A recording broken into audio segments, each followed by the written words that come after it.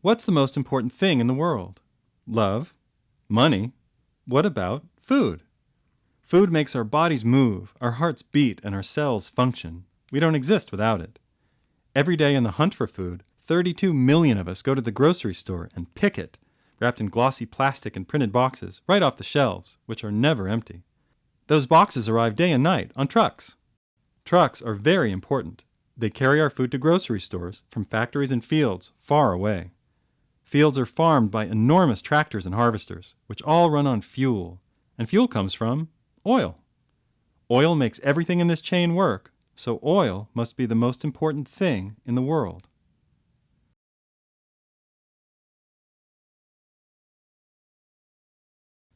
Oil makes the world move.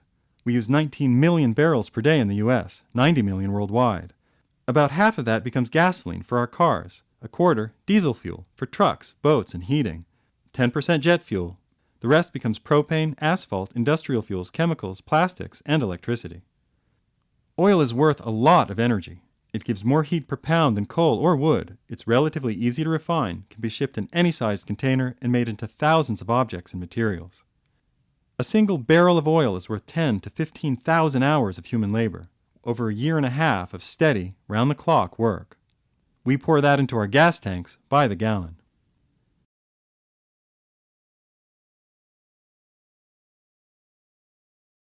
Trucks burn that fuel, hauling almost all farm products from fields to factories to grocery stores. They also bring gasoline for purchase to service stations and truck stops. There are 26 million commercial trucks in the U.S., including 2.5 million tractor-trailers. Imagine a day without trucks. We would have no Amazon.com, UPS, Post Office, FedEx, Walmart, Whole Foods, Best Buy, fast food, grocery stores, garbage collection, street cleaning, recycling, or gas stations. We'd have no airlines. Trucks bring their fuel and supplies. No banks. Trucks replenish coins and cash and deliver signed documents. And no water supply. Trucks bring the chemicals used to process and sanitize water. Without trucks, hospitals would quickly run out of pharmaceuticals and surgical supplies, and electrical repair, road maintenance, and all construction would cease. We are not equipped on a local level to supply most, if any, of what we need to survive. This is a precarious and fragile system, depending entirely on cheap fuel. Why did we build something so important on one finite commodity? Once upon a time, we could afford to.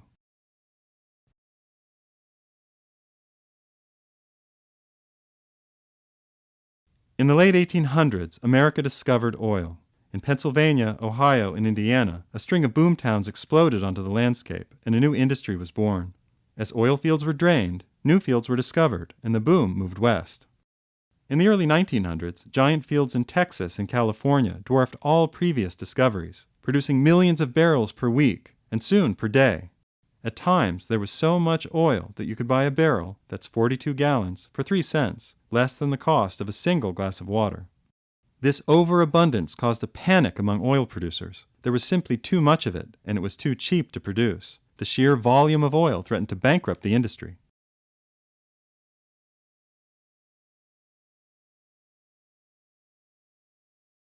Then, in 1908, Henry Ford began manufacturing the machine that would help us burn our oil. We think of the car as an efficient and practical device. Nothing could be further from the truth. The automobile wastes about 80% of the gasoline it burns. The energy is lost to heat and friction and never makes it to the wheels. Your car is essentially an expensive, mobile heating device. The car was the perfect machine to spend our glut and keep us coming back for more.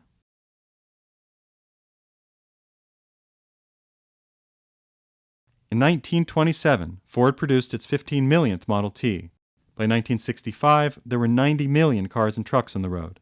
Today, there are 250 million in the U.S. and over 1 billion in the world.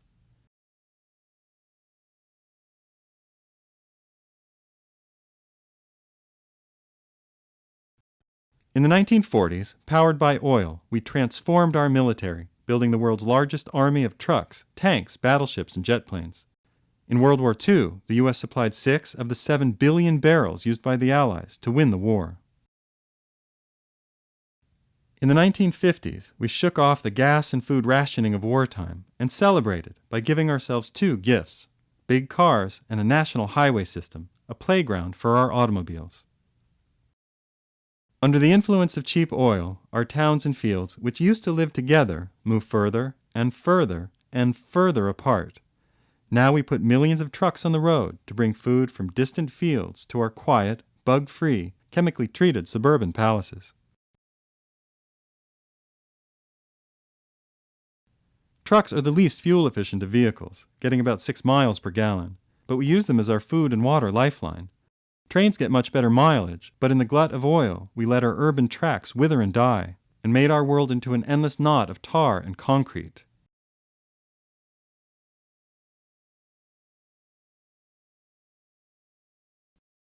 In 1790, with a population of 4 million people, 90% of Americans worked on farms. By 1900, it was 38%.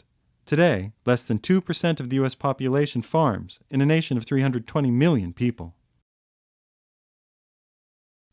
In the oil age, we altered the way we grow food. Instead of using ancient methods, natural fertilizers, crop rotation, and growing a variety of local foods, we use oil to power giant machines to farm single crops on hundreds of millions of acres.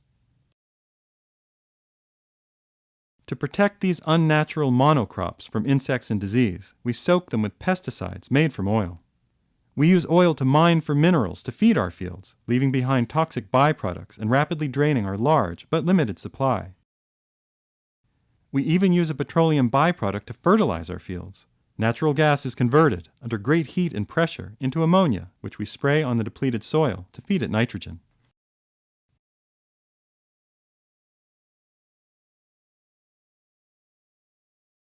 When we didn't have enough water for our new fields and cities, we used oil to power the machinery, to dam rivers, build pipelines from distant valleys, and pump water from ancient underground aquifers. We use this stolen water to grow the thirstiest of crops and animals in dry grasslands and near deserts. We're now pumping these aquifers into steep decline. Our industrial farms, powered by oil, are headed for a collision with real-world limits.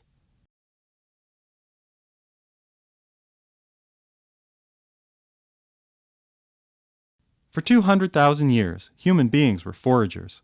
We spent a calorie of our own energy to bring back 10 calories of food. 10 for 1. That was a good return on investment. Now we do the opposite. We spend 10 calories of oil and gas to produce 1 calorie of food. Tomatoes, grown in Italy, are processed, put into bags from the Netherlands, shipped to Sweden, made into ketchup, and poured into bottles made of plastics from 5 countries. Fish caught in Scotland are frozen, shipped to China, thawed, deboned, refrozen, and shipped back. Sugarcane picked in Hawaii is refined, shipped to San Francisco, refined again, then shipped to New York, where it's packaged before being shipped back to Hawaii and the rest of the world. California, a desert state in a severe drought, is responsible for growing most of the fresh fruit and vegetables consumed in the United States, which are flown and driven cross-country, night and day. Companies like Monsanto are now in charge of our worldwide food supply. They're altering seeds, soaking them in pesticides, and changing their genetic structure. Monsanto says they need to do this to feed us all. Activists point out that the pesticides are toxic and the altered food has little nutritional value. Monsanto may be in the wrong, but there's an irony we're not facing. Why are we protesting them for growing food when we won't do it for ourselves?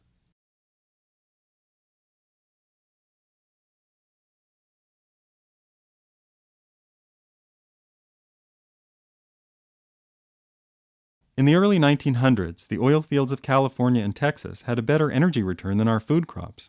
For every barrel of oil we sunk into drilling, we'd get hundreds and even thousands out of the ground.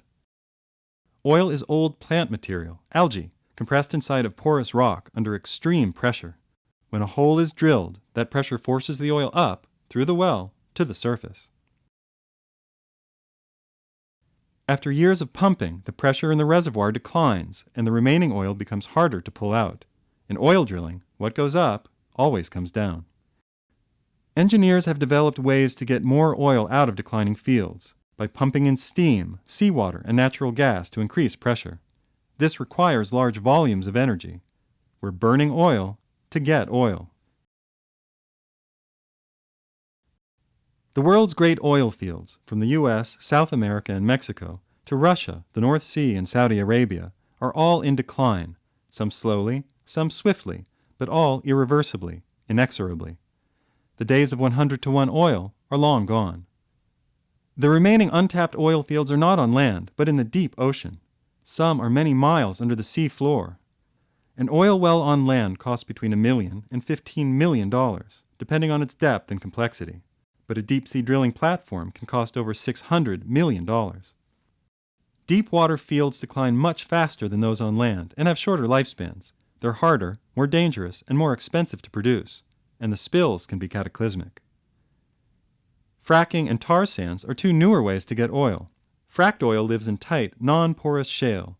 It doesn't flow and needs to be fractured out of long, horizontally drilled holes by millions of gallons of chemically infused water under great pressure. This has a tendency to pollute water tables. Old oil fields decline slowly, at 4 or 5% per year after reaching their peak. Fracked wells decline immediately at 40 to 70% per year. The energy return on fracking is about 10-to-1. Tar sands are oil deposits that escape their reservoirs and flowed upward into surface sand, dirt, and stone. This oil can't be pumped and doesn't flow. It has to be mined, heated in vast quantities of water, and processed using even more oil and gas. It's a slow, difficult process that destroys the local environment. Its energy return is, at best, 3-to-1.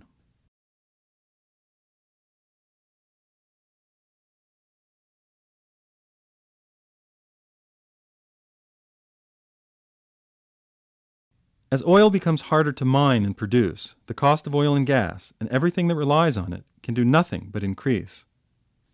From 1900 to 1940, oil hit lows of pennies per barrel, with an average national cost of $1, slowly rising to $2, where it stayed through the 1940s, 50s, and 60s. At the same time, gasoline cost between 20 and 35 cents per gallon.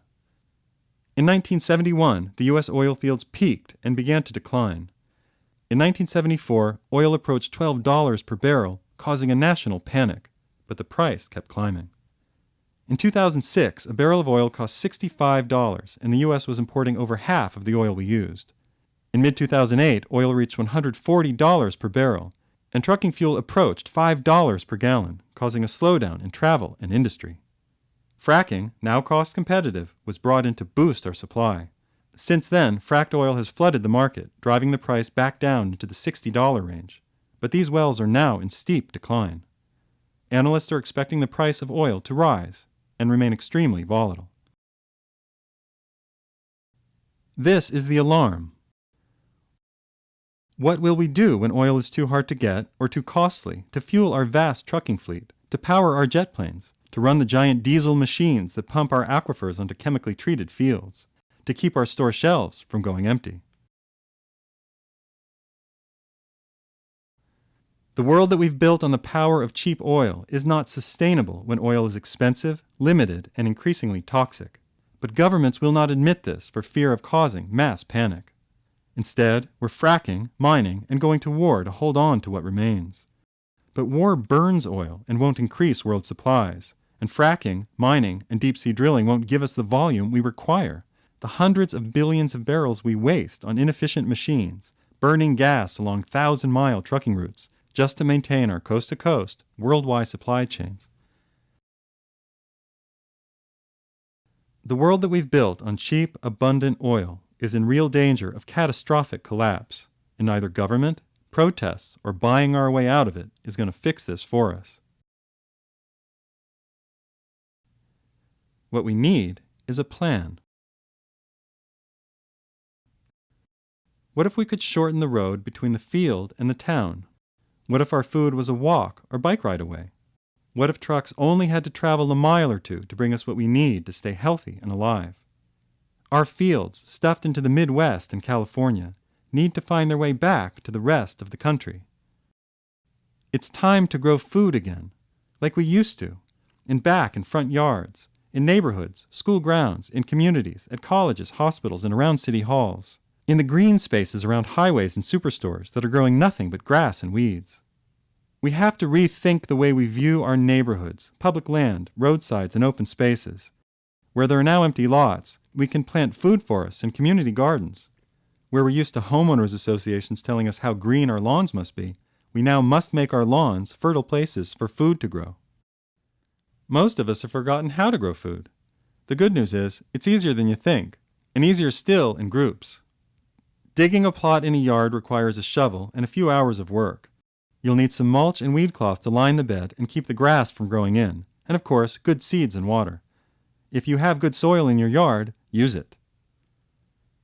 Raised beds, or square-foot gardening, works in most environments, even those with bad soil. You need 4 pieces of wood, a weed mat, mulch, good soil, water, and seeds. Hydroponics is a soilless indoor-outdoor method which produces high yields of leafy vegetables, but requires electricity, a small pump to circulate water, and a growing medium, clay pellets, vermiculite, or even coconut husk. Aquaponics introduces fish into the system, which provide plant nutrients, as well as a food for you, or your cat. A compost pile is essential for a garden. It's a box or pile of degrading food scraps, leaves, and plant material that is converted into nutrient-rich soil by heat and bacteria. Biodynamic farming and integrated pest management are organic systems that can be used to grow food in larger areas. Permaculture is the most sustainable method of growing food. It works in layers, from fruit and nut trees to fruiting shrubs to perennial food crops and waterways in a self-sustaining system. You can learn about all of these by doing a web search, visiting your local library, or going to meetup.com and searching for groups in your area. Growing food is a growing movement, and it's not hard to find.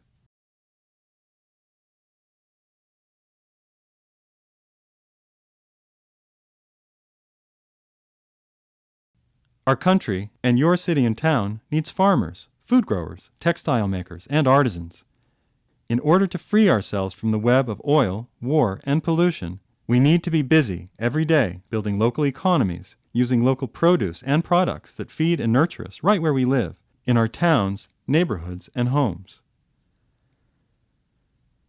If the 20th century was about distancing ourselves from our rural roots, from fields and farming, then the 21st is about coming back to it, with lessons learned and technologies gained from our grand experiment with oil, but with a new respect for the most important thing in the world, the earth beneath our feet that gives us what we require to live.